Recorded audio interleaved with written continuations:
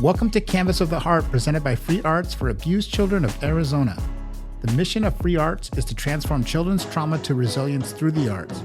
This show is a collection of conversations that spotlight the ways Free Arts creates hope for children and teens who've experienced abuse, neglect, or homelessness. We hope you find this show to be informative, inspiring, and fun. Welcome to Canvas of the Heart. I'm Matt Sandoval and part of the programs team at Free Arts. And I'm Jenna Christie-Tabron, also part of the programs team here at Free Arts. And for today's show, we are joined by the executive director of Free Arts, Alicia Sutton Campbell. Yay, welcome. Yeah, thank you. We're excited. I'm very happy to be here. So, and to be talking to two of my favorite people about Free Arts. I'm glad I'm included in that. Yeah, really. I was feeling it. Like a little bit of tear. Mm-hmm. Wonderful. Well, we'd like to really set the tone for what our podcast is about, grounded in the work of Free Arts. So we're wondering if you could tell us both your role and the roles that preceded you about how Free Arts came about.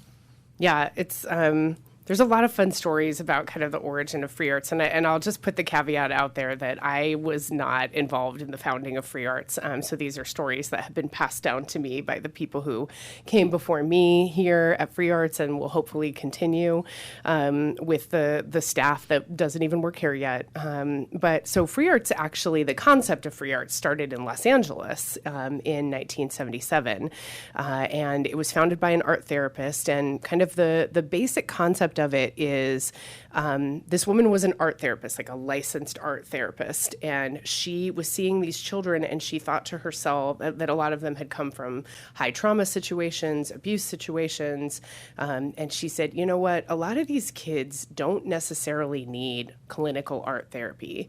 What they need is a caring adult who will listen to them and who's interested in what is going on with them and who will engage with them, whether it's to listen to their story about what has happened to them or just to be engaged with them in a positive way. So the idea around Free Arts is that you don't have to be a licensed art therapist.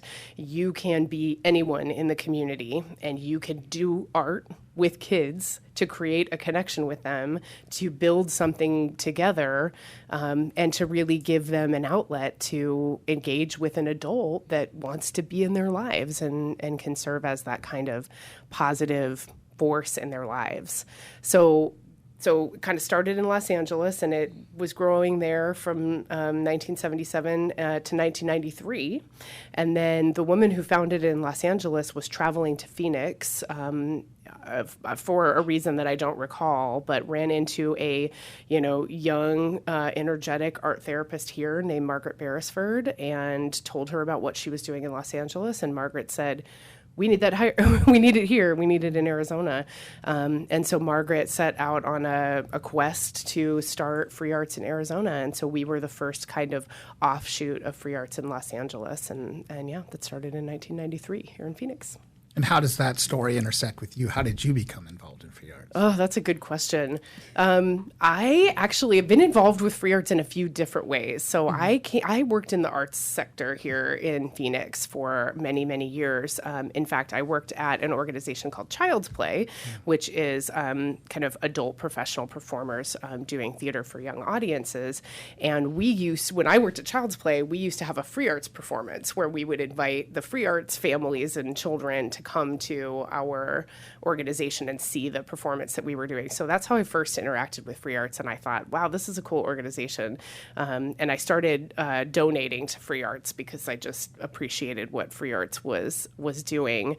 And then, so that was maybe 6 or 7 years before I started working at Free Arts. So flash forward, and I was working somewhere else and was looking to make a change. And I had a friend that from college that I was in a theater program with, who worked at Free Arts, and she said, have you considered, looking at this organization? And so I came and I interviewed with the then executive director, Barb Fenster, and Yeah, and it was interesting because my first role here was technically the program director, but I came in at an interesting time. It was during a recession, and I don't have a strong programs background, but I do have a background where I can I'm good at helping people do things with little to no resources. And so I came in during a time where there was not a lot of resources, and my job initially was to kind of, how do we figure out how to do what we do, because it's so vitally important with the little that we had to work with at that point.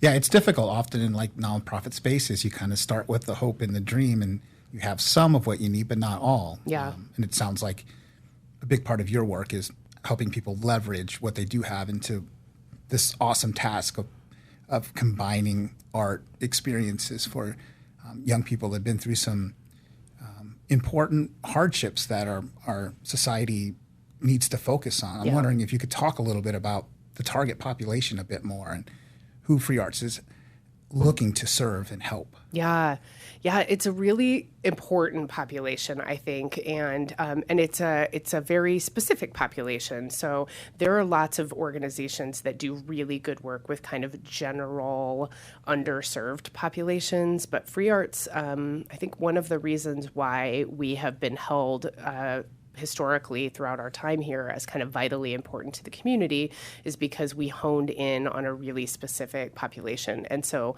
that was children who had experienced kind of extreme trauma. And this isn't trauma like, everybody experiences trauma. You might be in a car accident or something really bad happens in your world. But what we're talking about is children who've experienced trauma that most adults have not experienced. So prolonged abuse, lengthy bouts of homelessness or things that are just kind of like systemically happening to them over their, short-lived lives. So we really focus on children who are either in out-of-home care due to being removed from their home situation by the Department of Child Safety. So they're in the foster care system.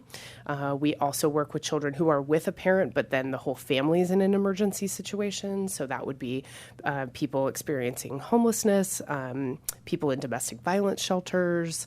And then a few years ago, we also expanded to kind of a different population when the need arose, when we had a lot of children in Phoenix that were coming into the country with no parents. And so kind of the term that is used in the industry is unaccompanied minors. So these are like immigrant children with no parent or guardian, and they're going through the immigration process. So we also expanded to serve those children because many of them are coming from really dangerous situations or war-torn, areas of their countries as they're trying to immigrate into the United States.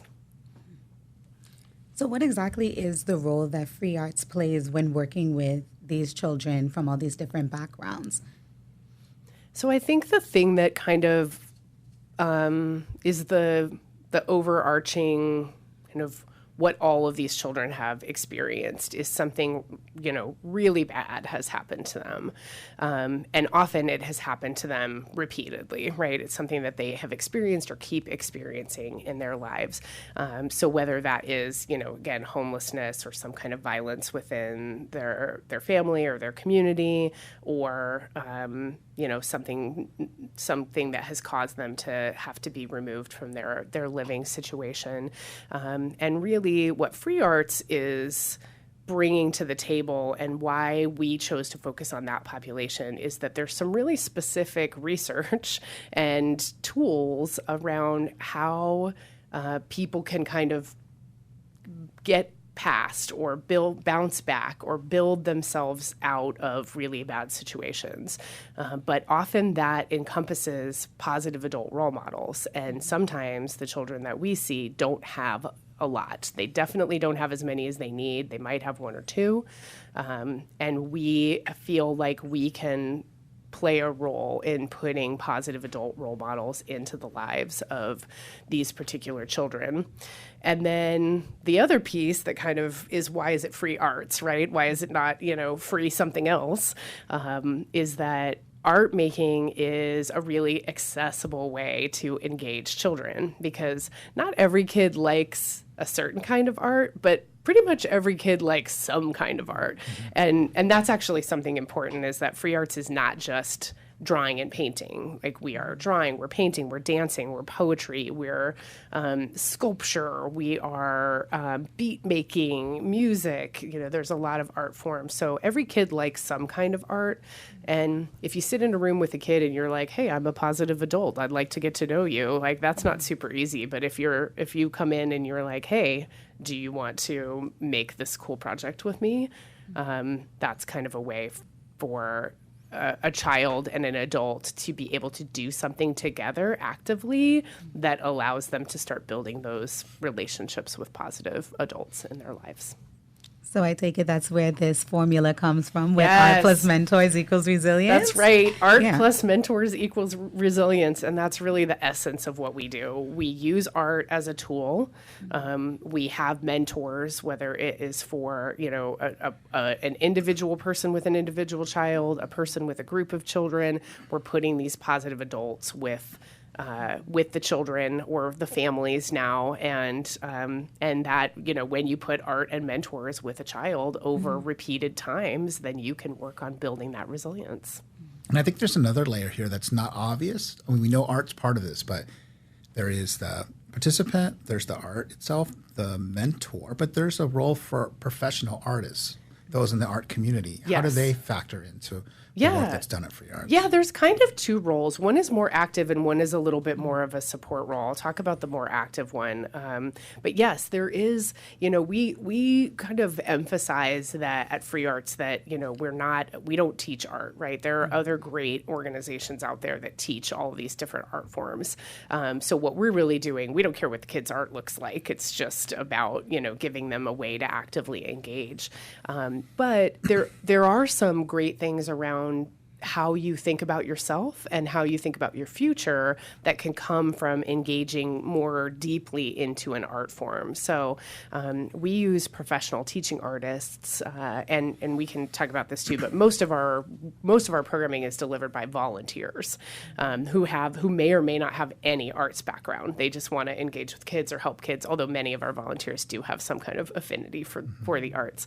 But the teaching artists, when they come in, they really will focus on a specific art form, and they're probably bringing something that the children have had very little engagement with before, and they come in and say, hey, you're going to create a metal sculpture through welding, and that sculpture is going to represent something about yourself. So the kids think, no, I'm not.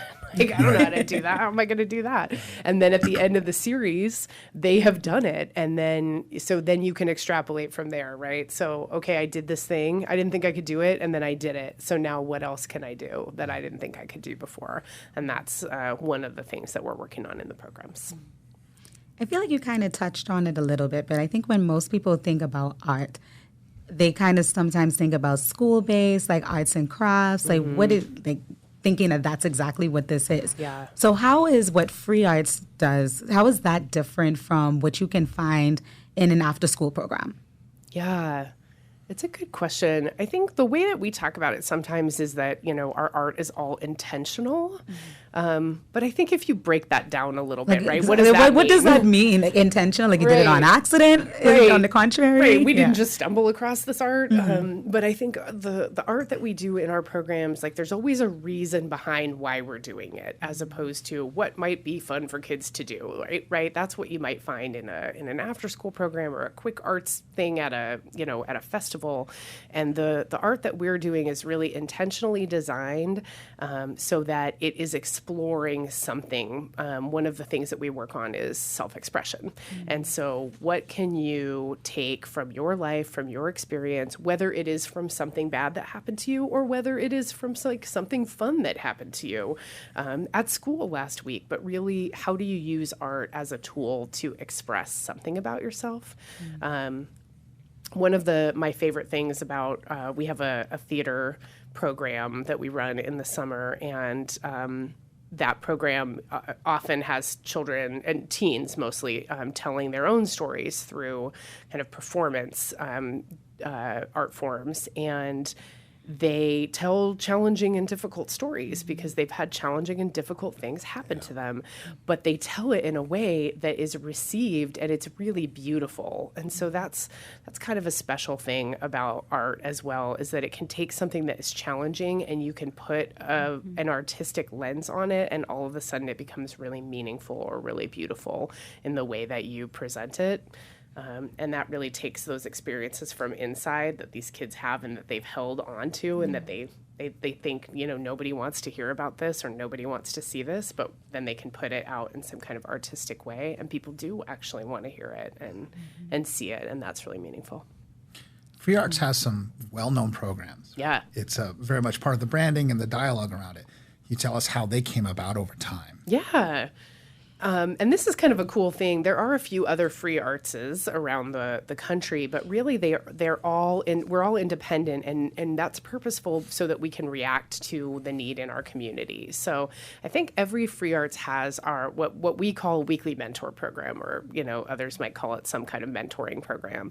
And that's really the first program that most free artses that come online start with, and that's a program where you're going to take probably 2 adult mentors with a group of young people, and they're going to meet once a week, and they're going to do intentional art activities together, and they're going to do this for 8 to 16 weeks, and they're going to build up that kind of relationship over time. So most of the free arts have some version of that program. And then really the other programs come about based on the needs of the community.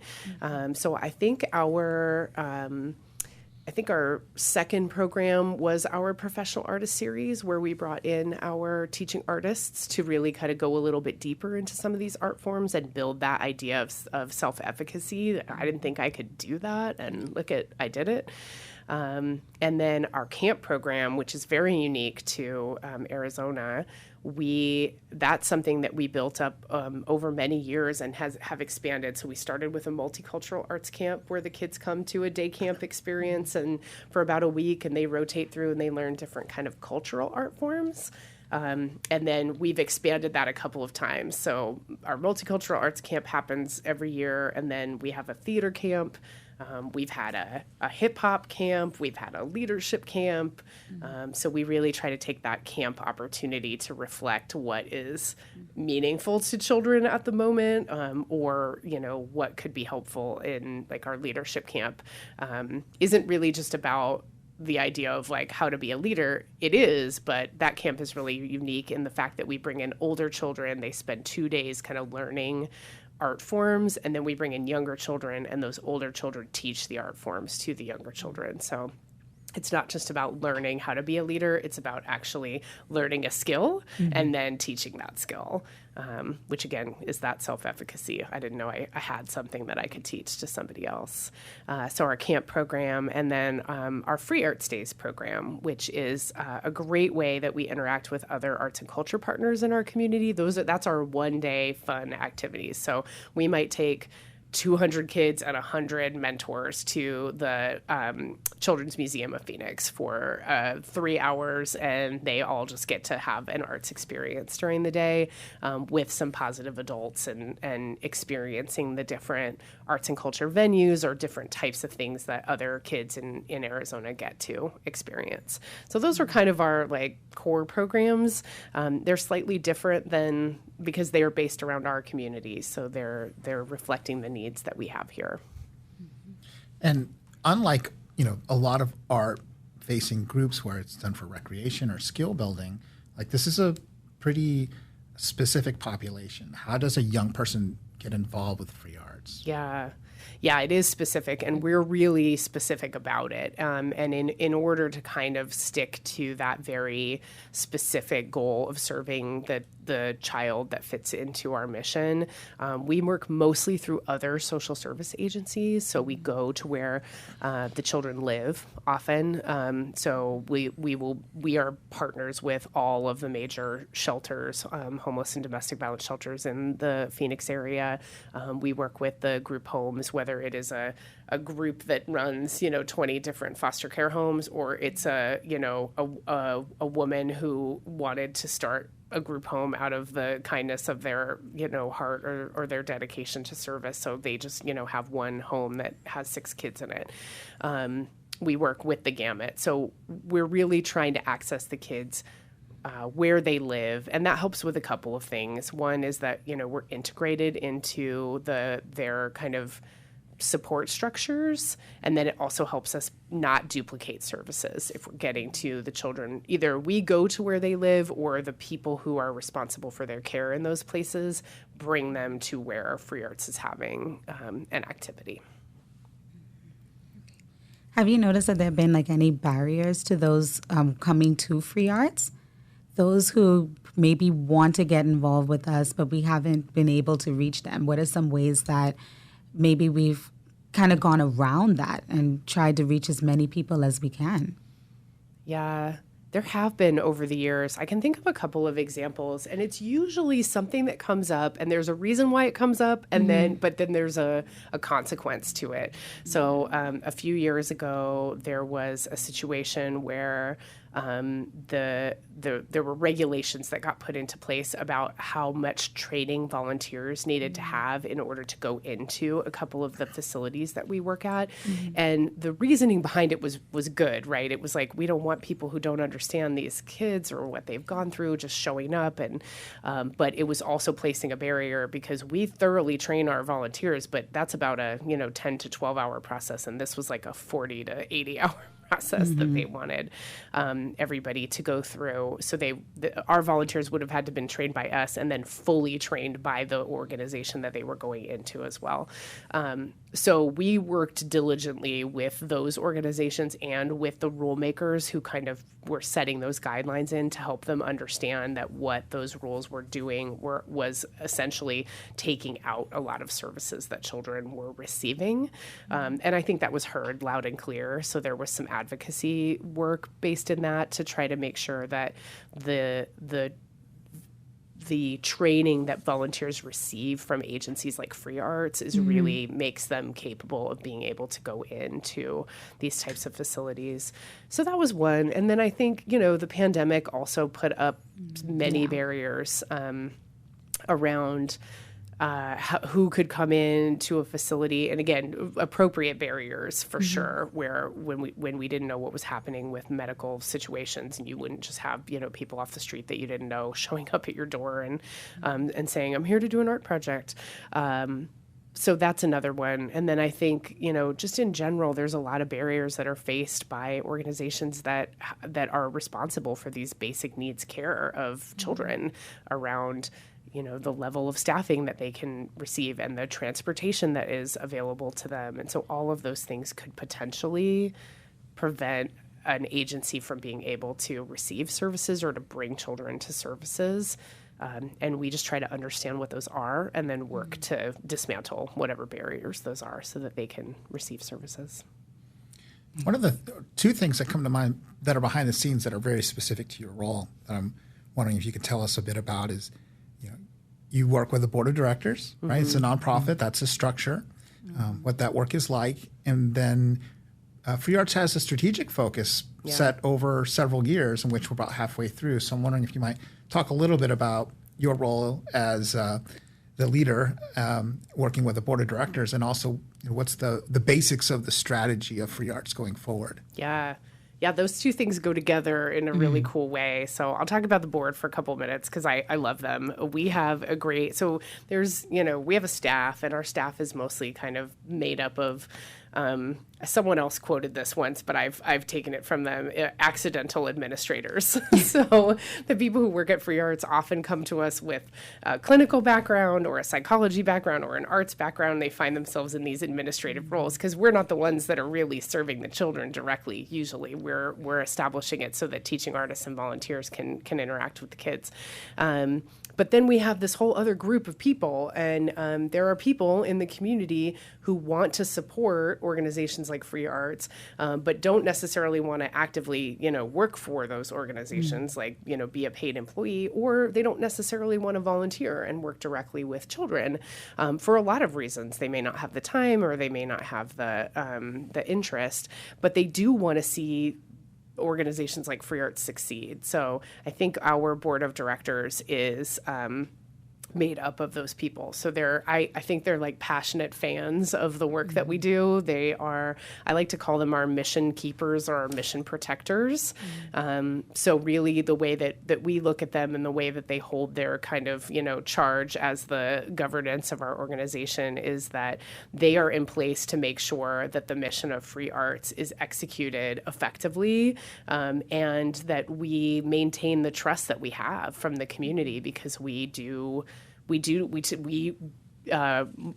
operate mostly on donations and public support. So the community is essentially giving us the resources to do what we do, and they're making sure that then we do what we say we're going to do, and that we do it ethically, and we're following all of the rules. And they take that, the board takes that job very seriously. And they also, are our biggest fans and champions in making sure that they want to do whatever they can to allow the staff to build what we want to build. So that leads right into the second part of this, which is the strategic plan.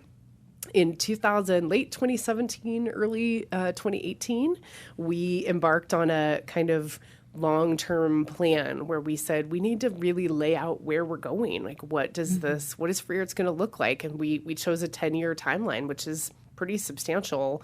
And so it's a lot longer than typical. Yeah. Right. I usually see 3 to 5 years. 3 to 5 years, but we'd been operating on this kind of like 1 to 3 years, and we were like, what are we going to be?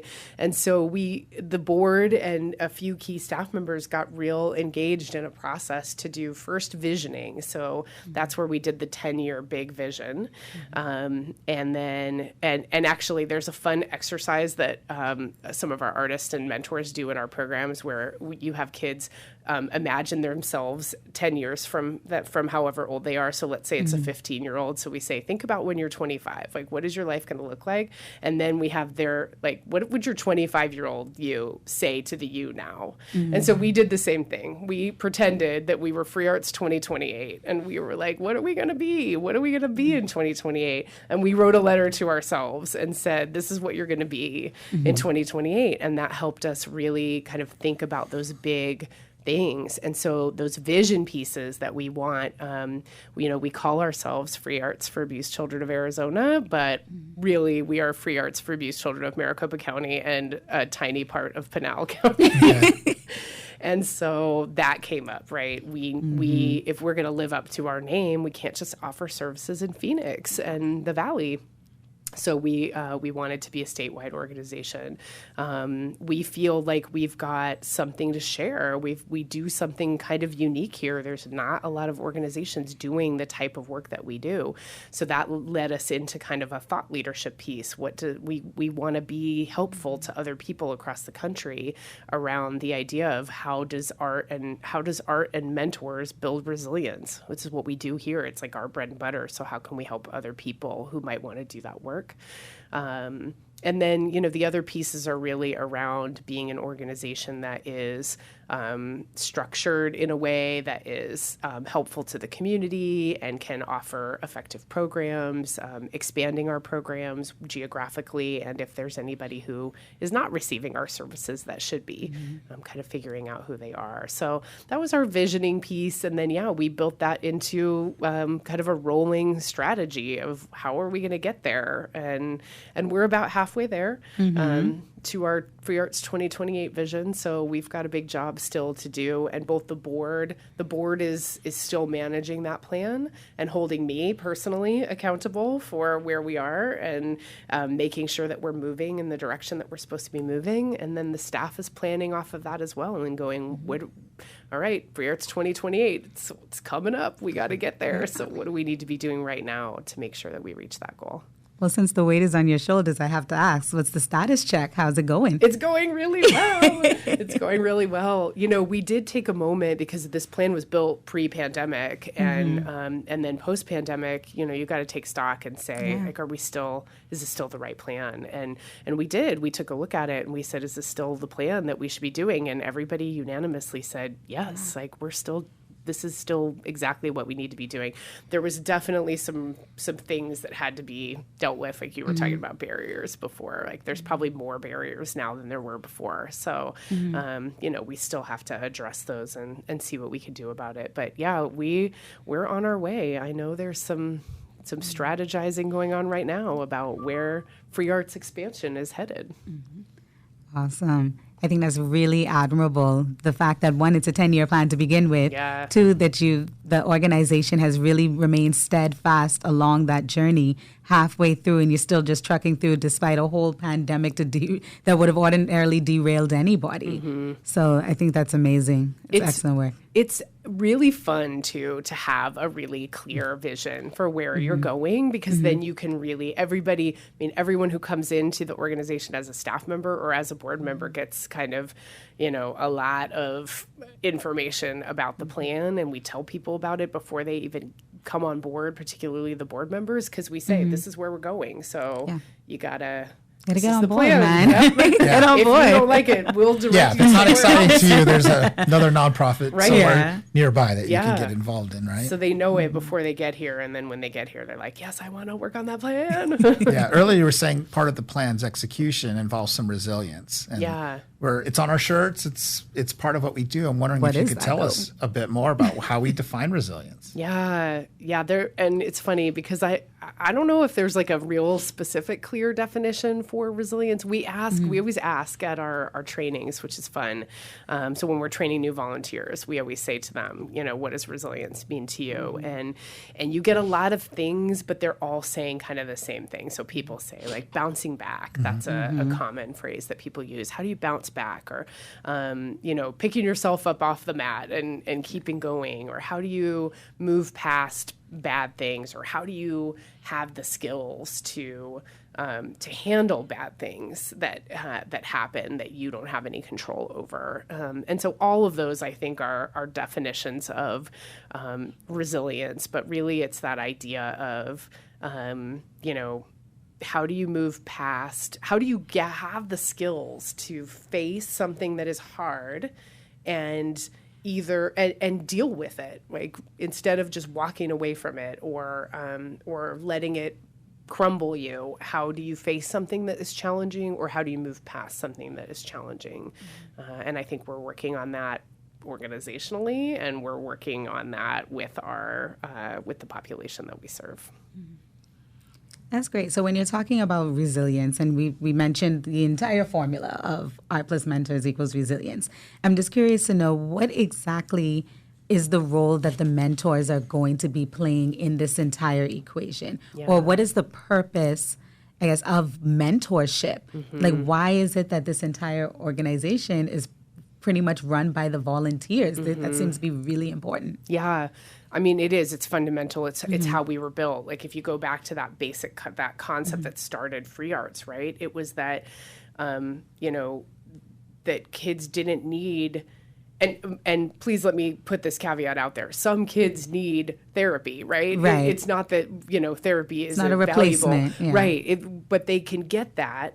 But then what they need also is this idea of, therapy is not always accessible, or it's not like easily you can't interact with it as readily as you might want to. And so the idea of that anyone can make a positive impact on the life of a child is really kind of the concept behind how free art started. And then you can use art as your tool for how you're going to interact with that. So I just think about how hard it would be if someone decides that they want to be a mentor, right? Like, okay, I want to be a mentor. And then like, what are you going to do? You just going to how are you going to find a child and then be like, I would like to be your mentor, right? And how do you build a relationship with that child? The whole thing is kind of stacked against that happening. It's like all of the things have to, you have to jump through a lot of hoops to make that happen. So being able to come into an established organization that has a population that they serve that will train you on, who are these kids? Like, what kinds of things, have happened to them? What does that mean? How does that show up in them?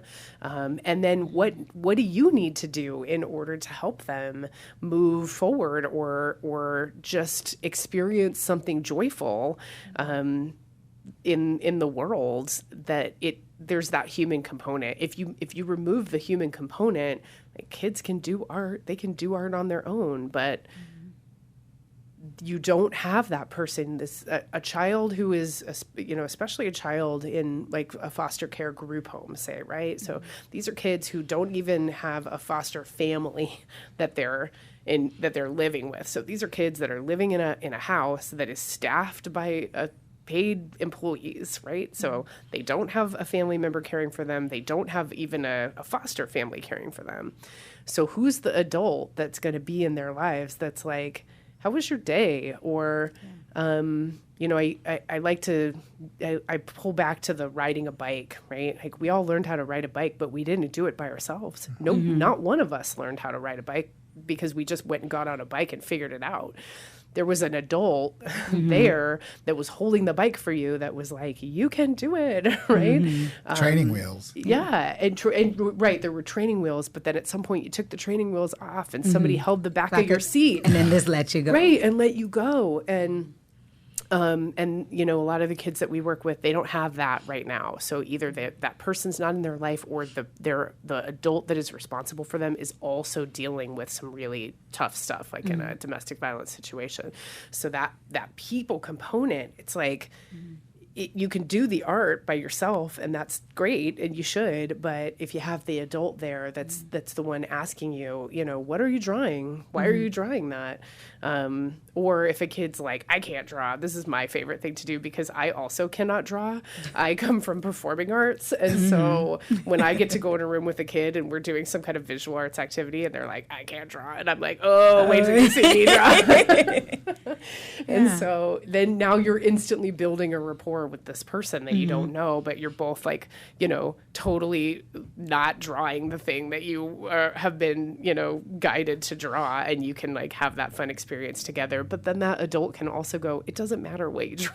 Right. It doesn't matter what you draw. Like, draw what you want, or why don't we change the narrative here? And instead of drawing this thing, we'll draw this thing because that's what we want to do. And then we're having like that bonding experience togetthe As we're getting close to closing up here, one of the things pops to my mind that we say often about having no mistakes in art and the value of that, because as much as we're telling our audience about art-based programming, there's a portion that on the way over immediately, like they're into that. They understand it. It's been a healing force in their life. And then there are like, well, I'd like to, but I can't draw. I wouldn't. So how does the idea of no mistakes in art bear itself out here in free arts?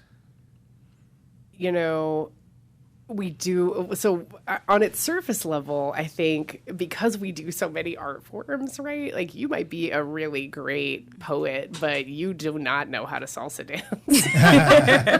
And so you're always having these experiences that pull you a little bit out of your comfort zone, but then also allow you to practice these skills that ultimately result in resilience. So one of the things that we talk about often is bravery, right? Like, we do this as a staff. So we will get together as a staff and we'll do some kind of art activity together. And probably half the room is like, oh my God, I don't know what this is. Like, I'm terrible at this, or look at my colleague and look at the amazing thing that they made. And, but that idea of like really internalizing that, there's no mistakes in art, right? Like it's who you are. It's an expressive moment for you. And then also, I don't know how to do this, but I'm going to do it anyways. There's that bravery component.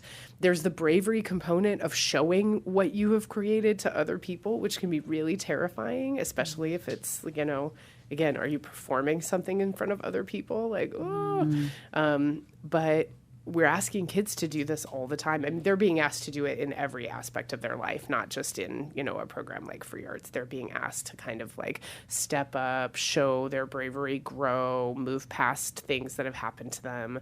And yeah, all of that I think can be reinforced with that idea of like, there are some things in your life that are just you. It's who you are, and it's how you show up, and it's what you want to be. And that no mistakes in art, I think, kind of summarizes that for us.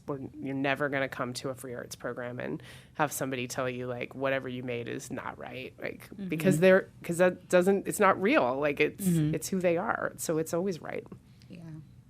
Because from what I'm gathering, it's sounding like it's not even what the end result is like. Yeah. It's how did you feel like when you went through it, the fact that you even did it, like what is the emotion that is coming from it right now? So it could have been way off the prompt. Yeah. But if it did something for you, that's what matters. Yes. That's right. And you'll see that play out in examples, even again, our professional artist series where there is a product that's at the end, but it still doesn't matter. We have done a painting project before where the artist came in and was instructing in, painting techniques to create something. And there was a kid who wanted to draw with colored pencils. And it was like, okay.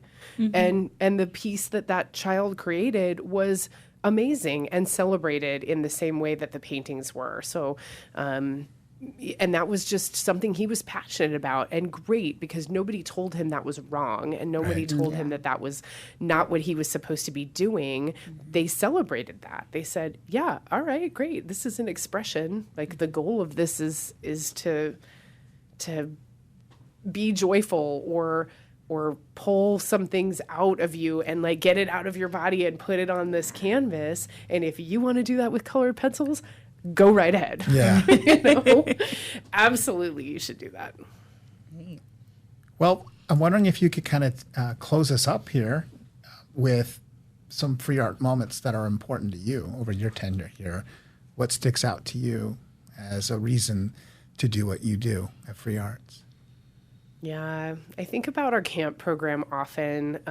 Camp is like a microcosm for everything else that we do at Free Arts, and it happens. It's like it's an intensive. It happens in usually 1 week, and I can almost every year there's a kid that shows up the first day at camp, and they are there because their staff at their facility made them come, and they have their their hood up and their headphones on, and they're like, I don't want to be here. I don't want to be here. This is stupid. I don't like art, all of the things, right? And that's, they spend the whole first day like that.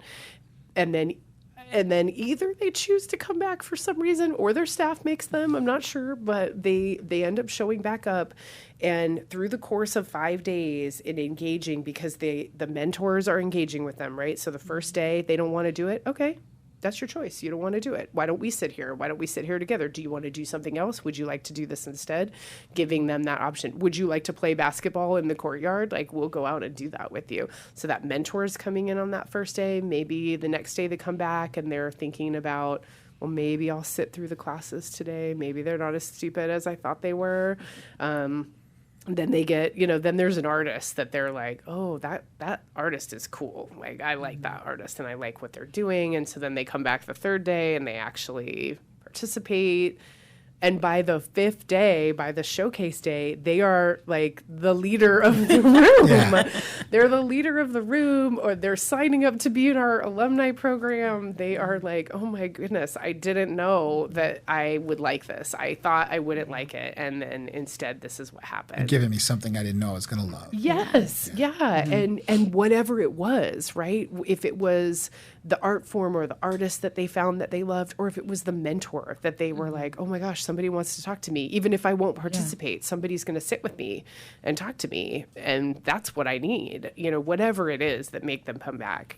We also serve really fun lunches. Who knows? Like, that is very important. Right. It goes to safety, right? That's right. So, there's a lot of things, but whatever it is, they come back and like, seriously, it is very rare that a kid will not finish out a camp. They end up being like a totally different version of themselves. And then even their staff at their facilities are like, oh, what happened? Like, how did this happen? Yeah. They brought back a different kid. They go back a different kid. And those are the moments that I think are, that's why I get up every morning and exciting. Why I want to do camp every year, even though it's really hard. Right. Well, we say it's a different kid, but really that kid's in there. Yeah. It's just looking Every for time. It's the very right- the- relational work you're doing. Yeah. the right recipe, and that change happens. Yeah, for sure. Well, this has been great, Alicia. Yes. Fun. Thank you Final so thoughts, much. Jenna? I'll talk about free arts all day, every day. So I can tell. I inviting can me. tell.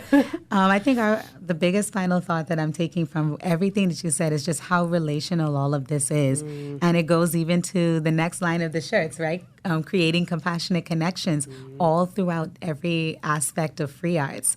So thank you so much for being on our show today and telling us all about free arts and the exciting things that are to come.